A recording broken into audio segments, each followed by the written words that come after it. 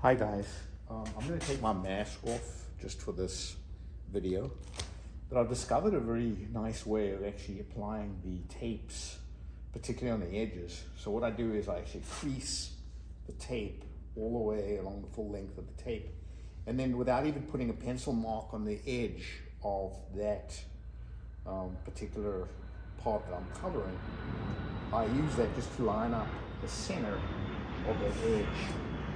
It will take a couple of millimeters, so it's pretty accurate. What I'll do is I'll glue it on one end first, perfectly centered, or even clamp it on with a clamp. That's not a bad idea. I've done it in the past as well. And once it's glued on, if it's glued on pretty firmly, you can actually stretch it as you move along. So I'll give you a quick little demo of exactly how this works. So, of course, this has been pre-treated with Polybrush, the surface, and I'll use quite a lot so that when I wet this with fresh Polybrush, just not a lot, just a little bit, it'll automatically attach itself to that surface. So what I'll do is I'll just take some Polybrush, apply it on the center of the tape, and that center is now going to match up, and you can see the line, and then just stretch it on and hold it there, and then just rub, gently rub, or firmly rub that section. And then a clamp probably would be a good idea. I'm not going to bother the clamp for now. I'll just keep going along all the way till the end.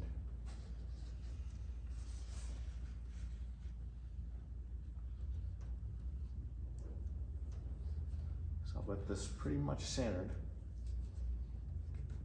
and I'm putting it under tension as well while I'm moving along. It'd be nice to have a helper be here, but it's quite easy to do it on your own. It's not bad at all.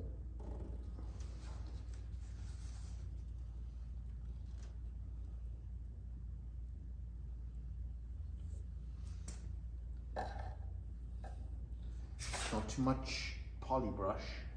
If it's too wet, then it will take too long to dry, and you'll be here standing holding it for a long time. And the beginning end, I'd already cut the nice round shape to it. I don't know if you can see on the end there. But as we're cruising along here, that's just a cut end, and I gave myself a little extra room.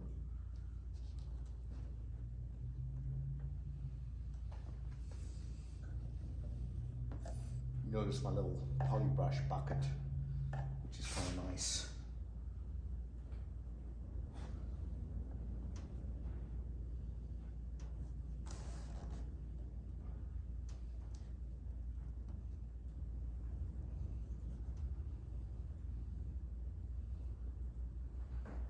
And any little bubbles caused by the crease, if you just run your hobby iron at about, I'm using about 290 degrees, but you can even run a little hotter or a little cooler, depending upon what you feel comfortable using for a temperature. It's good to be careful. If it's too hot, you may shrink the fabric too much. The tape, you don't want to shrink the tape a lot. Obviously, when you apply heat to these tapes, they will shrink. They're not pre-shrunk tapes. And then what I would do is typically put a clamp on here to hold it in place. If I let go, no, it's fine. So don't even need a clamp. And then what we do is we just continue along. And again, don't use a lot of Polybrush. Just continue along. Wetting the Polybrush. I've got a nice amount of Polybrush on the actual wingtip already, so that it's dry, and as soon as it gets hit with this fresh Polybrush, the two layers bond and you get a pretty good adhesion, pretty instantaneous as well. And if there are any little wrinkles, not a problem, I'll come back with an iron. And if you watch any of Dave Embry's videos, you get a pretty good idea of what to do there. So I recommend Dave's videos.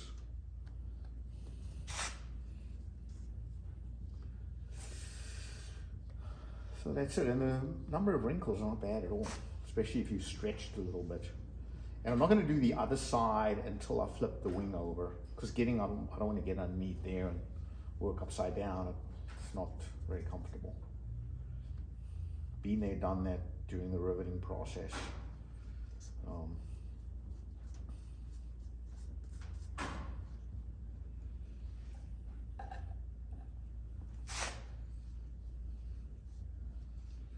And normally I'd be wearing a mask for this process, but obviously the mask will restrict my ability to speak.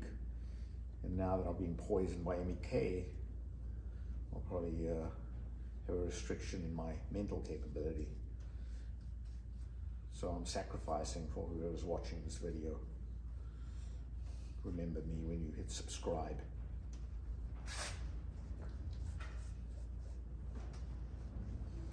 And don't be shy to use your hand on this, especially if you've got a gloved hand. Don't use bare hands. I don't think the stuff's healthy to get to your skin.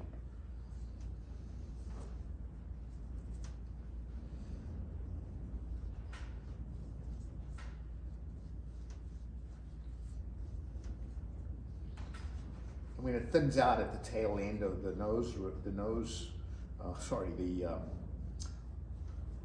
wingtip, it'll tend to be laying down a little bit flatter. And I would use the same process for doing the tail feathers as well.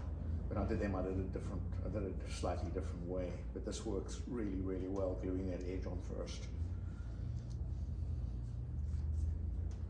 And you'll notice I never even used any caps. So, okay, I guess that's it. And if you have any questions, don't feel shy to get in touch with